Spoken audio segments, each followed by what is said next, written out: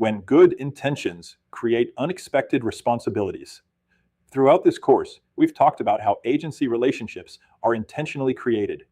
We've learned that the READ form educates consumers about their representation options, and the Buyer-Broker Exclusive Employment Agreement, BBEEA, establishes the employment relationship between the buyer and the brokerage. But what happens when an agent unintentionally acts like they represent someone, even though no formal agency relationship has been established? This is where the concept of implied agency becomes important. Implied agency occurs when a real estate licensee's actions or words reasonably lead a consumer to believe that the licensee is acting on their behalf, even though no formal agency agreement exists. In other words, your conduct, not your paperwork, creates the appearance of representation. For Arizona licensees, this can create unnecessary legal risks and confusion for everyone involved. A common real estate scenario. Imagine you're holding an open house on a beautiful Saturday afternoon. A young couple walks in and tells you they're just beginning their home search. They ask thoughtful questions about financing, neighborhoods, school districts, and current market conditions. You spend nearly an hour answering questions and helping them understand the buying process. Before leaving, they ask if you would be willing to show them several other homes the following weekend. You agree. Over the next few days, you schedule appointments, research comparable sales, discuss offer strategies, and begin recommending homes that fit their needs. Although you may believe you're simply providing excellent customer service, the buyers could reasonably conclude that you're representing them. Without realizing it, you may have created the appearance of an agency relationship. That's exactly the type of situation Arizona licensees should avoid. Why disclosure matters. The easiest way to avoid implied agency is through early communication. One of the reasons Arizona realtors use the READ form so early in the relationship is to eliminate confusion before it begins. Rather than allowing buyers or sellers to guess who you represent, you explain it. You discuss the available agency relationships. You answer their questions.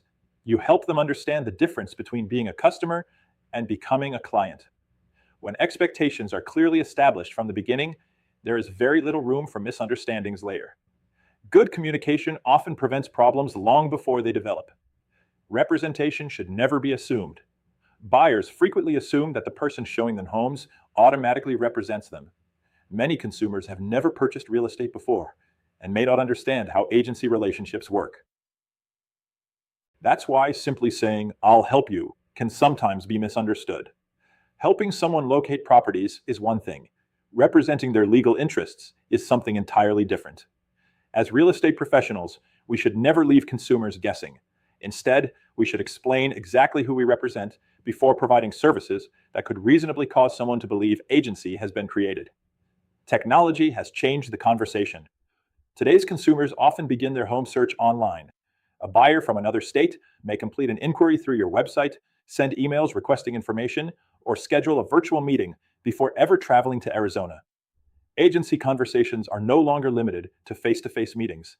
Whether communication occurs in person, by telephone, through email, by text message, or during a virtual meeting, your professional responsibilities remain the same.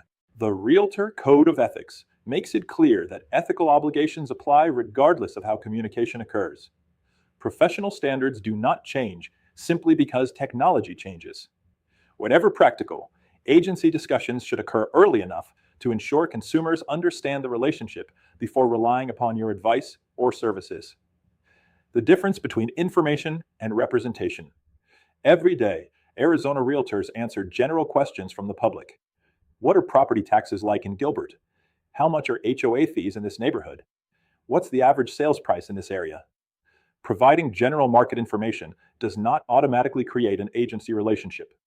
However, once your advice becomes specific to an individual's goals, finances, negotiation strategy, or confidential interests, the relationship begins moving beyond simple customer service.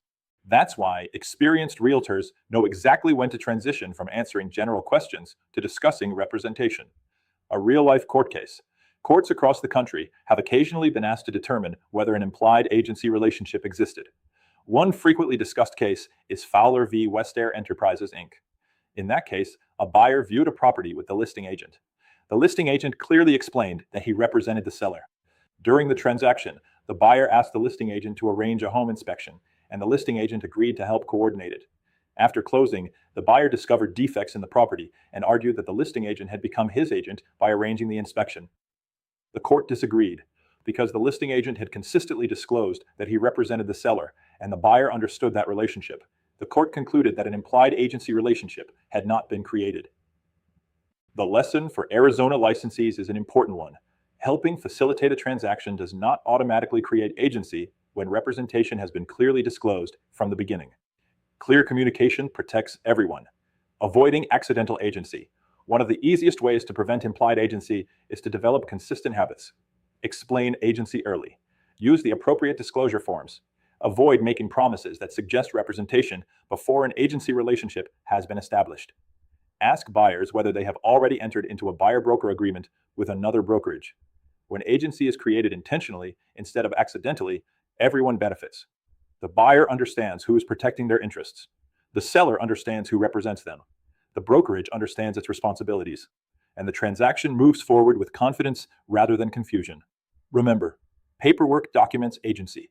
Communication creates understanding. When both work together, implied agency becomes far less likely. Broker tip: never assume consumers understand agency simply because you've explained it before. Every client is different.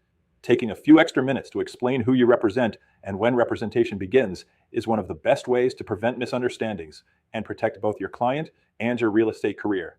Online discussion question: what is implied agency and why can it create problems during a real estate transaction? Answer: implied agency occurs when a licensee's actions or words lead a consumer to reasonably believe they are being represented, even though no formal agency agreement exists. This can create confusion regarding fiduciary duties, representation, and legal responsibilities. Question: how can an Arizona realtor reduce the likelihood of creating an implied agency relationship? By discussing agency early, using the appropriate disclosure forms, clearly explaining who is being represented, and avoiding actions that could unintentionally suggest representation before an agency relationship has been established. Question: why is communication just as important as paperwork when establishing agency? Answer: forms document the relationship, but conversations help consumers understand it. Clear communication builds trust, eliminates confusion, and helps prevent disputes later in the transaction.